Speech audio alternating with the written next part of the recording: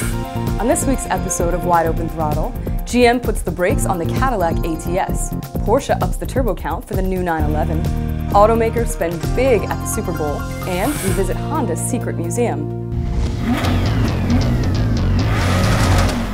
Welcome to Wide Open Throttle. I'm Jessi Lang, and leading this week's automotive news is GM's decision to slow down the rollout of more Cadillac ATS models. GM has put the coupe version of the new Cadillac ATS on hold as part of a plan to boost its share price. Sources inside Cadillac say the company is worried the expense of building the ATS Coupe won't pay off in terms of added sales. The Coupe is the third variant of the new ATS to have been put on hold or canceled in the past few months. It was widely reported last fall the ATS convertible had been axed, and Cadillac insiders report the ATS wagon has also been canceled. The cancellations come as GM moves to cut costs in a bid to boost its share price. The company was relisted on the New York Stock Exchange in November 2010, just 18 months after declaring bankruptcy. The shares traded at close to $40 in late 2010, but have since steadily declined. GM shares are currently trading in the mid-$20 range, even though some Wall Street analysts agree the company is undervalued. Senior GM executives want to boost the share price so the U.S. government can sell its politically sensitive 30% stake in the company and deliver a reasonable return to taxpayers. Government ownership also restricts executive compensation packages. But some insiders worry cutting variants of a car designed to compete with the BMW's 3 Series will hurt Cadillac's plans to become a global luxury brand.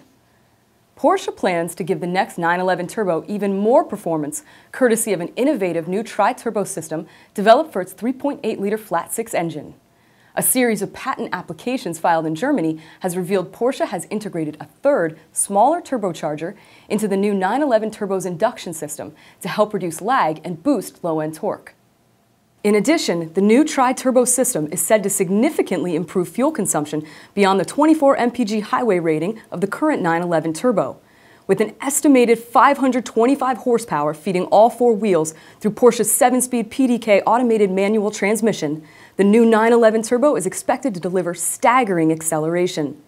With a 0 to 60 time of just 2.8 seconds, the current 911 Turbo is already one of the 3 quickest accelerating cars MotorTrend has ever tested, beaten only by the Bugatti Veyron and equaling the time set by the new Lamborghini Aventador.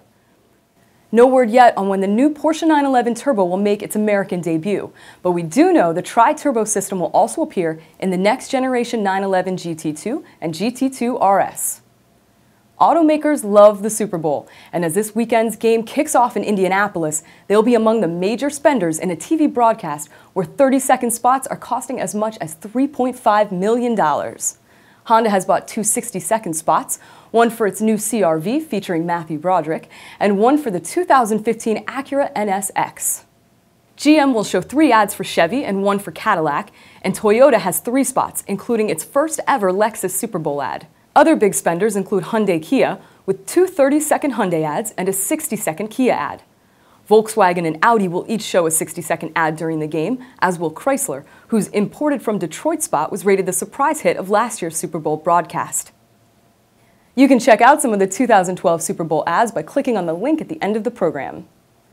Museums are big business for automakers these days. From the GM Heritage Center in Detroit to the Porsche Museum in Stuttgart, these temples of zoom celebrate the history of cars and car culture. But not all auto museums are open to the public. MotorTrend takes you to one that's hidden away in the heart of Los Angeles. I'm Carlos Lago, and welcome to the secret Honda Museum. Few people have set foot inside this nondescript building in Torrance, California. It's not open to the public. Why is it so coveted? This is a shrine to all things Honda.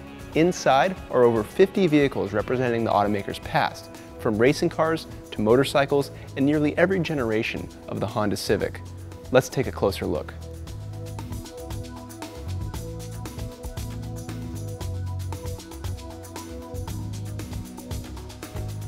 This car needs little introduction. The 1986 Honda Civic Si was the first Si trim in the US. It may have only made 91 horsepower, but it set a new standard for sport compacts.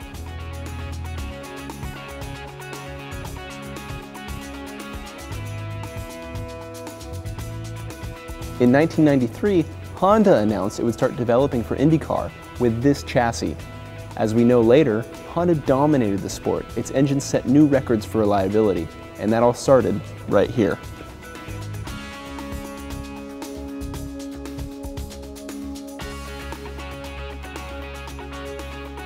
It's easy to imagine the next NSX sitting next to these two in a few years' time. We'll bring you more news on that car when we can. Until then, I'm Carlos Lago for Wide Open Throttle.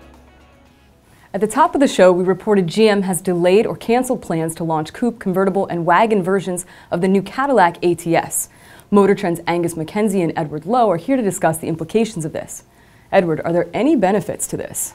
Surprisingly, yes. And let's be clear though, I could care less about what GM wants to do with its share price. I'm talking strictly from a product standpoint.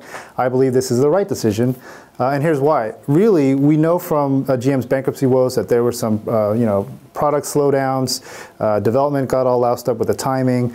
So rather than have Cadillac rush to market, all these different versions and have them maybe come out poorly executed, I think it's way more important for them to focus on executing the ATS sedan as best as possible. This is their BMW 3 Series fighter, so each one of these in every segment it competes in globally has to do well, whether it's the base model all the way up to the proposed ATS V, which should take on the M3. That's all conjecture, of course. Yeah, but if you're going to compete with BMW 3 Series, BMW 3 Series is not just a sedan. There's a coupe, there's a convertible, there's a wagon. And outside of North America, they actually sell a lot of those variants. Wagons are very, very popular in Europe along with diesel engines. So, I'm a bit worried that this decision, while it may make things look good from the bean counter's point of view, strategically, it just puts Cadillac once again on the back foot on the road to becoming, a global luxury brand, which is what Dan Ackerson wants Cadillac to be. So what does this mean for the stock prices, and what does this mean for the consumer? Well, I'm not sure that it's going to do a lot for the stock price. I mean, Wall Street is very skeptical of Detroit anyway. GM launched an IPO at $33. The share price has slowly drifted down to the mid-20s where it is now. And there are a number of analysts that say the company is undervalued. But, Wall Street's never really understood big industrial companies. So I'm not entirely sure what this is going to do to ramp up the share price, certainly in the short term. Yeah, I'd agree. But I think for the consumer, this could be actually, again, very beneficial. When you have the team of engineers able to focus solely on one product and really work it out and work out all the kinks and really bring it into fruition as best as possible. I mean, we know from talking to the engineers that they've done all sorts of Nürburgring testing. They've really benchmarked the competition. And again, single focus. I think you can expect the best results from Cadillac, and we certainly are.